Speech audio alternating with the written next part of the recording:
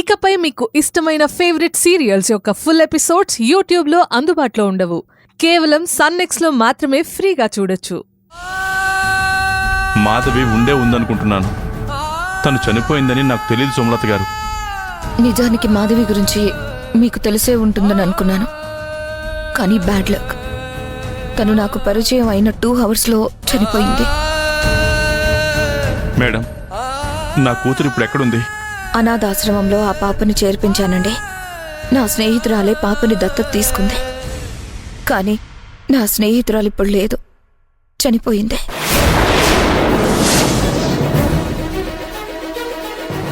ఏంటి మేడం మీరనేది? అవునండి, అది చాలా మంచిది. మంచి వాళ్ళని ఆ భగవంతుడు ఎక్కువ కాలం ఉంచడట కదా, అందుకే అది కూడా ఈ మధ్యే ఆ దేవుడి దగ్గరకు వెళ్ళిపోయింది. ఎవరు మేడం మీ ఫ్రెండు? రాజేశ్వరదేవి అని. ఏం పేరు అన్నారు మేడం? రాజేశ్వరిదేవి.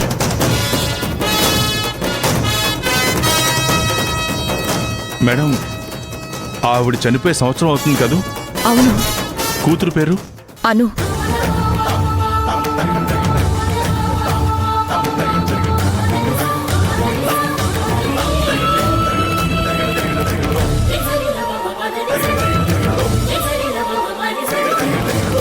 బంగారాజు గారు, ఎందుకు ఏడుస్తున్నారు?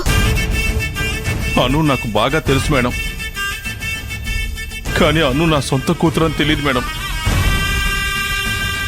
అను వాళ్ళ అమ్మగారు రాజేశ్వరదేవి గారు మాకు ఫ్యామిలీ ఫ్రెండ్స్. నిజమా? అంత మిరాకిల్గా ఉంది. నా పెద్ద కూతురు సుందరి అంటే రాజేశ్వరదేవి గారికి కూడా బాగా ఇష్టం. ఇప్పుడు అను సుందరి ఇద్దరు ఉండేది ఒకే చోట, ఒకే ఇంట్లో. బంగారాజు గారు, ఆ భగవంతుడు మీకు మాధవిని దూరం చేశాడనేది నిజమే, కానీ మీకు ఎప్పటినుంచో అను దగ్గరలోనే ఉందన్నమాట. మేడం, మీరు నా జీవితంలో ఇక లేదు అనుకుని మూసేసిన పేజీని మళ్ళీ తెరిపించారు. ఇంతకాలం నా కూతురు ఎన్ని ఇబ్బందులు పడిందో నాకు తెలుసు.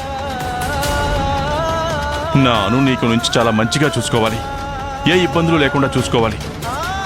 బంగారాజు గారు, మీ సంతోషం చూస్తుంటే నాకు కూడా చాలా హ్యాపీగా ఉంది. ఇన్ని సంవత్సరాల నుండి మాధవి భర్తని చూడాలి అనుకున్నాను, చూశాను.